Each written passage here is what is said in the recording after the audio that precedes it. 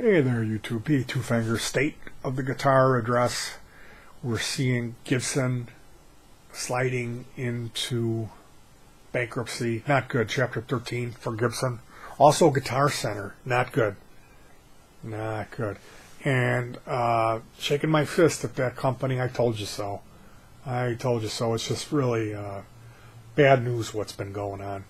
Fender this week announced this new line, Rumble Digital Bass Amplification Series. They have a Class D amp chip in these amplifiers. There's two of them. There's an 800 watt big stack for the stage, and then there's the 40 watt practice amp P shooter. Now both of these feature some digital true tone, Fender tone experience. You patch through your iPhone into the Fender's preamp, so you can adjust.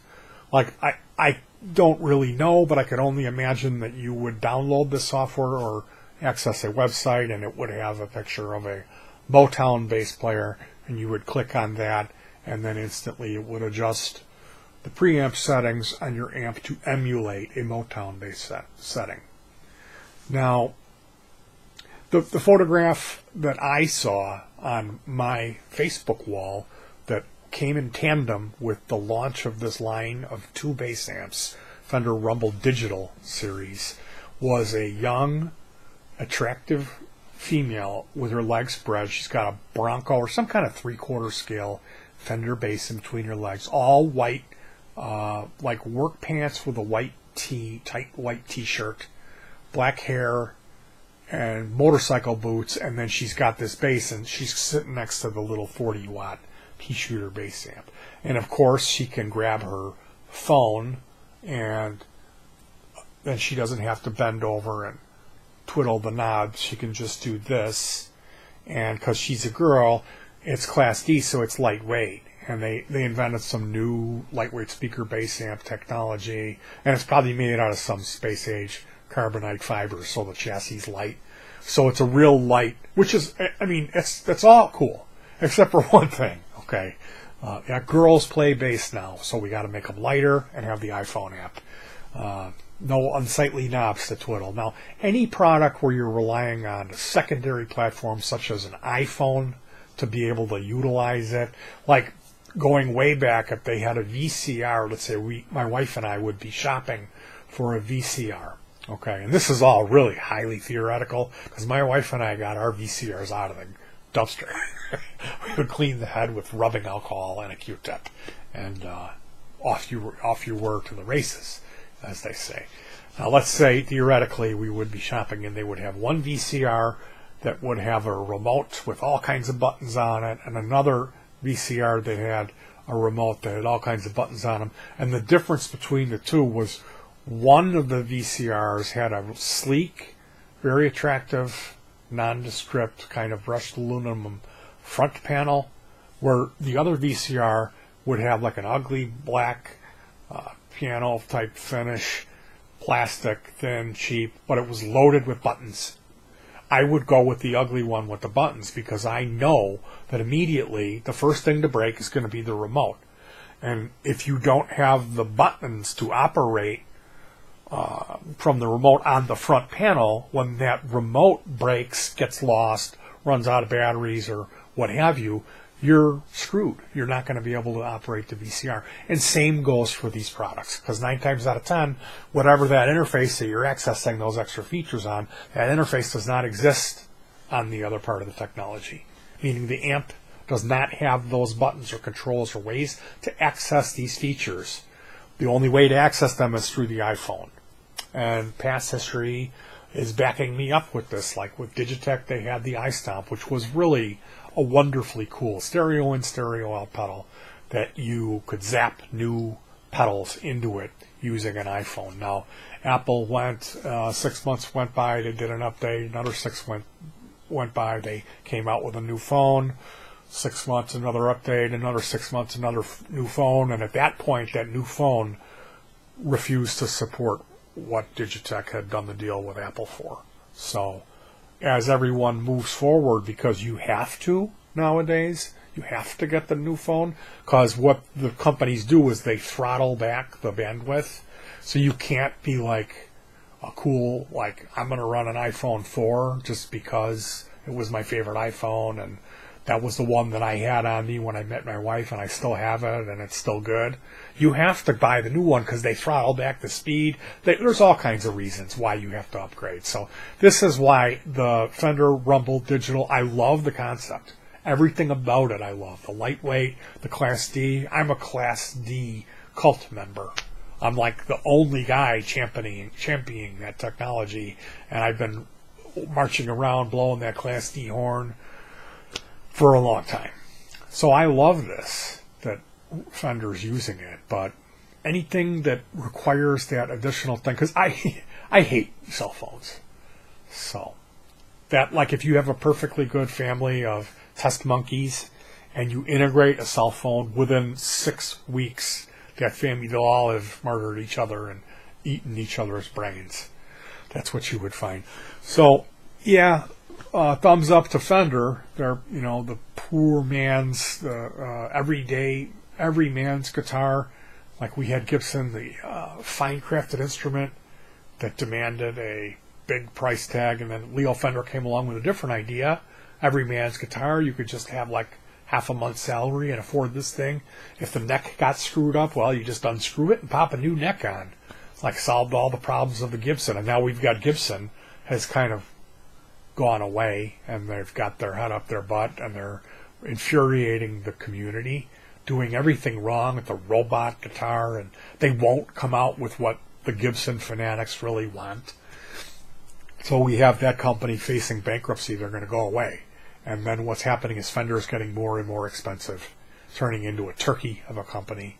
And if Gibson does go away, you're going to see Fender get crazy with the prices, even more so. The next year, it's going to be, American Elite, and then American Artist, and then, Essence of America line, where they put a flag on it, but it was really made in, Guam or whatever, and horrible, worse than a Squire. Anyway, having competition is good.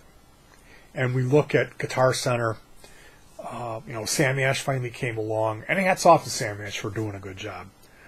But my personal feeling, I read this article here, Guitar Center, the nation's leading musical instrument retailer, is in trouble. Changing musical tastes are partly to blame. And they're getting at there, the hat on backwards hip hop, pants sagging crew is responsible for the decline of guitar sales. I don't buy it. If you look online, the guitar stuff is hot. There is a huge market. And now there's gent and 7 and 8 strings. So there's a whole new generation of rock and rollers out there that are waiting to grow up and discover what real rock and roll is all about. Put away the 7 and 8 and 9 string guitars and be a man and play a 6 string and play like real, legitimate. None of this drop C, drop D, where the whole guitar is tuned to a chord, kind of faking it type of stuff that you do. So, ratings agency S&P Global downgraded Westlake Village-based Guitar Center Holdings Incorporated for the second time last week as the troubled instrument retailer seeks to refinance and restructure more than its $1 billion of debt. Most of what's really selling today is rap and hip-hop, says George Gruhan, the owner of Guitar Shop in Nashville. They're outpacing the other forms of music, and they don't use a lot of recognizable musical instruments. Except for a Casio and a microphone, yeah. So anyway, that was off of Los Angeles Daily News. And then I had put this together. I had tried to order a Guitar Center used $25 thing, Zoom B1ON multi-effector, and they were going to charge me $17 shelf fee, which the way that Guitar Center pays its employees, they don't really give them a good hourly wage. They have to get lucky and sell a lot of big ticket items to be able to eat. So how they compensate that is the used gear. They charge you this silly amount of money. Now, how they can fix this issue is have it be on a sliding scale. Meaning, if it's a $25 item, then that fee would be $2.50. It wouldn't be $17 was what they were going to pay. And I'm not talking about shipping. I called, they were rude. I called the corporate office and they laughed at me. So I made a video, never again Guitar Center. And now they're going out of business. So this is what I wrote today as a comment on someone else's video. And I thought I'd be better off to do service to myself than leaving this long comment no one's going to read, then share my opinion in the form of a video I can put on my own channel that no one will watch. So I refuse to be disrespected. I value the money that I spend. It's not my money, it's my wife's, because I'm injured, I'm not able to work, I'm in pain, I sit on the sofa for 12 hours a day. Anyway, this is why I stopped purchasing from Guitar Center. Craigslist, eBay China, eBay, and Sam Ash are the reasons Guitar Center is in trouble, not hip-hop. They got too big for their britches, paying the associates commission on sales so that they starve unless they get lucky, turns the employees sour, and they end up resenting the customers, and then treating the folks who do purchase big-ticket items as chumps or marks. That was a huge part of their downfall, was bad customer service.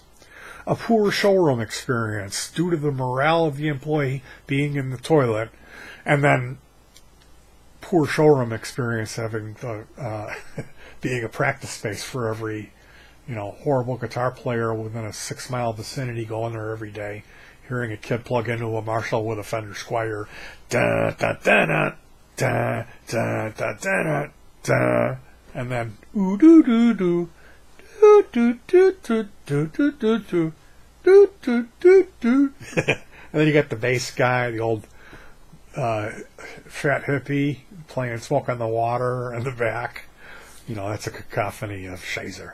So that's German for poop. I'm not German, by the way. I'm Swedish. We were good. Volvos, peace and love, blonde hair, blue eyes. But I'm not like that. I love people of all hair color and eye color, especially the brown and green-eyed folk. So yeah, the poor showroom experience due to the morale of the employee being in the toilet, disrespecting the customers, as most of us are not buying a $3,500 Gibson. We're getting a pedal or strings, which then the associate doesn't make their lunch money on. This has occurred at the same time that the other options came into being, meaning that the other options to purchase.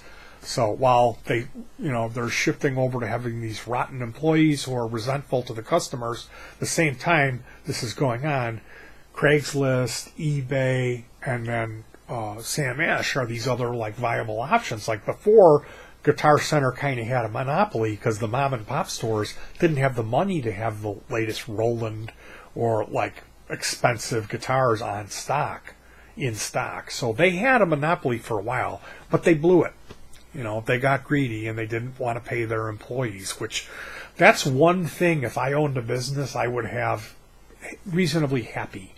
You think about morale, and I used to always talk about this in the 80s and 90s, and then you see now these I wasn't the only one, because you see at Google they've got people, there's massages and there's slides, they get to slide, and there's food all over the place, and you get to all these freedoms and luxuries, which I almost think that there's a happy medium there that needs to be found. But that was a little bit insane, some of that Silicon Valley stuff that was going on. So, yeah, this all occurred at the same time. And now we're experiencing the fallout from that as these threats of bankruptcy, which is not good. I don't respect Guitar Center, and I don't buy from them, really, but I certainly don't wish them to go away. Because then what's going to happen to Sam Ash? The same thing. So, I don't feel bad about not supporting this place, as I have been nothing but humiliated by Guitar Center employees. I never used to go to Guitar Center to go in, to plug in and shred practice, not even once. I go to snoop around and I go to purchase. Every time I have dealt with associates, practically every single time I have walked away wanting to deck the guy. Because the minute I said something that didn't jive with his idea of what it takes to be a rock and roller, or the minute I didn't, he realized I wasn't going to be buying a $3,500 Gibson, the associate did their best to humiliate me or make me feel small. This rarely happened to me at Sam Ash, but I admit it happened once as I was talking to a bearded hipster guy who I attempted to strike up a conversation because he approached me. No one else was there. He was doing a restring, and I was going through the whole place slowly looking at stuff, and then he addressed me, and I started with a conversation, and I was trying to humor him. Every little joke that I made, he was scowling at me. He said he had never heard of anything I was talking about. He had no idea what Gauss, what are they, 2148, 4148, Gauss speakers are. He did not know who Steve Jones is. He was the guitar player from the Sex Pistols. So, yeah, I was excited because I had just obtained a pair of Gauss speakers for $25. And I was thinking about putting those in a cabinet and what I would need to do that. If they had anything there, I was ready to purchase that. But he immediately realized that this was not going to be a good sale for him. It was going to be a headache, and I don't know why you would hire someone who hates people or is a sarcastic type of angry person to work in retail. And I see that often. But I guess that type of stuff doesn't matter anymore. They just take whoever they can get, right? So I must have made the guy frustrated because he lashed out at me like nobody's business. And this is the type of stuff I will not put up with. You treat me like that, and I will never speak to you again. I worked in retail, and I ate crow. I pretended to be nice more than I wished because this is what you do when you're on the clock working retail. You don't be cocky and treat people how your first instinct is. If somebody comes up and they instantly piss you off, you got to try to figure out a way to be nice to them, and make it look genuine. Like there's a way to get over this basic human instinct of clashing with people and wanting to start a fight and letting your ego take control and let that negativity and all that hatred and black blood flow. There's a way to get together on a human level and join people's respect. And that's the type of stuff that'll earn you a customer for life. If you got people that are going to pretend to care, pretend to listen to you, And I never got that at Guitar Center. I got the opposite. It was just the minute that they, hey, welcome to Guitar Center. Can I help you? And the minute, depending on whatever came out of my mouth, they're doing this in their mind, this motion, And then whatever came out of their mouth next would reflect that. And I'm not going to put up with that from some young guy with a bunch of tattoos and earrings and stuff on him. I mean, yeah, you think you're cool. You should have seen me when I was in your age. And yeah, I was in a band that was playing the bars and playing the latest music too. The fact that I'm old, fat, and I don't have long hair or any ink or tattoos doesn't mean that I don't still do it now and do it right. Because I feel that I do.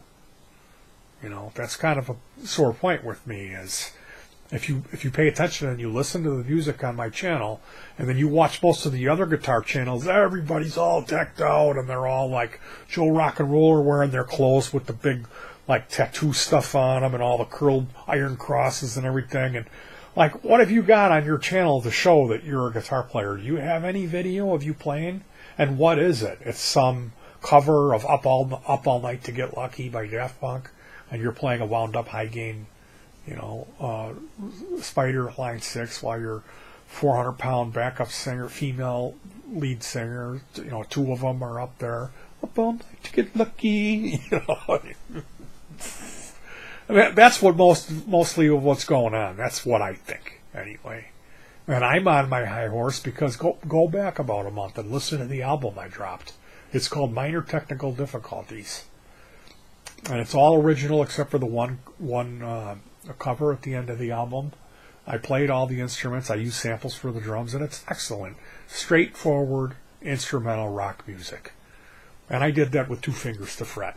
I'm missing these 2 fingers, so I don't take any guff from people who consider themselves musicians, because most people are doing it can't do what I do, and that is write and record and make it sound good.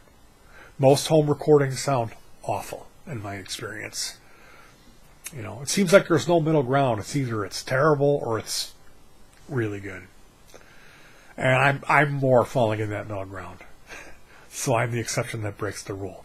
Now, I must have made this guy feel really small, because he lashed out at me like it was nobody's business.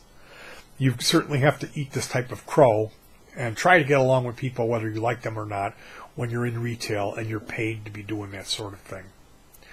Guitar Center had a kind of monopoly for a while, and the way that they ran that place, turning the employees out as prostitutes for big dollar sales rather than just pay them a fair hourly wage, was part of their downfall. Now, I admit I was in there maybe twice a year if I had a minute to kill, if I'm driving by in the neighborhood, or I would go in there to grab a free Illinois Entertainer music newspaper, see what they have used or in the used pedal section, if they had anything on blowout, closeout type of sale. Like one time I got a one-spot power adapter for $9.99. But I purchased a $200, it was $199 plus the tax and all the shipping, Fender Cyclone guitar from them. And going off on how they treated me like that, they treated me not good. I came to pick up the guitar and the box was hammered. And they tried to usher me out the door, and I said, wait a minute, I think it's best if I open this here. That way, if there's damage, we can do a damage claim for shipping. And it's not like going to be a big fight on who's responsible for the damage. And the guy made this face, like... And then he just stared at me. And then he was like, hey, Joe! And he's glaring at me like we're going to fight. And he's like, bring me a box cutter.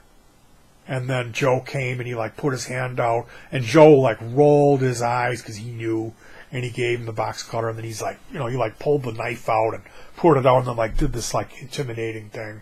I was just like, are you kidding me? And of course, the thing was damaged. I said, what are you going to do? Are you going to help me out? There was stuff missing out of it. And like the little toolkit that comes with it had been ripped open. The Allen wrench was missing or something small, and I'm like, you know, can you give me a break if I buy a strap? And they're like, they're already on sale. Like they wouldn't do anything. I was just like, they were total dicks, and it almost seemed to me like whoever had received it needed that Allen wrench, and the damage had been done. It was like somebody went in there and knew what they were doing, because it had been retaped and stuff. It was really shady, and I ended up walking out of there with nothing. I didn't get anything, and I had my tail in between my legs, and I said, I'm never going to go through this experience again, because I felt they had two guys come and like get way closer than you're supposed to and stare at me, you know, like it was like something that would happen in like a county jail, you know. It was like really, really lame, you know. And this is how you're going to treat me? I'm sorry I didn't buy the $3,500 PRS, but you know what? I bet you would have treated me the exact same way. You probably wouldn't have given me the knife to open it up. Go home and do it, you know. So, yeah, I had that experience, and I learned my lesson. I said, I'm not even going to consider buying anything from them. And then I made the mistake of trying to get that used thing, and they charged me that $17 fee on the $25 item. They were so rude to me, I called the corporate office and suggested to them that despite the fact it may seem like a piddly issue to them, it does matter to me. And they had been quickly losing me as a customer over the years, and that I had a YouTube channel with over, almost 2,000 subs, 750,000 views. And the guy laughed at me. He knew where I was going. I was threatening him like, hey, play ball with me or I'm going to make a video about this. And he burst out laughing at me. Because I told him, I said, I suggest that you inform your superiors. I asked for his name. And I said that inform your superiors that I was extremely unhappy with the service that I got, and that I'm a user that does have this YouTube channel. And despite the fact that it's a small channel, there is going to be a good percentage of people that are going to watch this. And he burst out laughing. So this is, I guess everybody has a YouTube channel now, and that's every call they get, they never get anything that's like nice call. Like, hey, you did a good job. I just want to let you know, Craig at your Salt Lake City stores, he rocks. It's everyone is just furious when they call up there. So all it is in this phone room is guys just making this motion. You know, they're probably eating pistachios and throwing them in each other's mouths and stuff. It's just like, I don't know what's going on there. I can only picture it, and for some reason there was pistachios involved. So, yeah, it was real funny. I'm a cheap guy, and F me and all that, but I made the video on it. And, you know, I've continued to comment on this subject. It's a most disappointing franchise, Guitar Center. So, this is how I feel to Guitar Center. Good riddance to this haven for cocky, ignorant, young know-it-all types who think they are so cool that they have to snigger behind the back of every customer, including the ones who drop over $3,000 plus on the PRS customs and the Gibson, you know, whatever you get for $4,000, that's going to fall apart. So never again, and good riddance to Guitar Center. Petey Twofinger State of Guitar address. Thank you for joining me, and peace.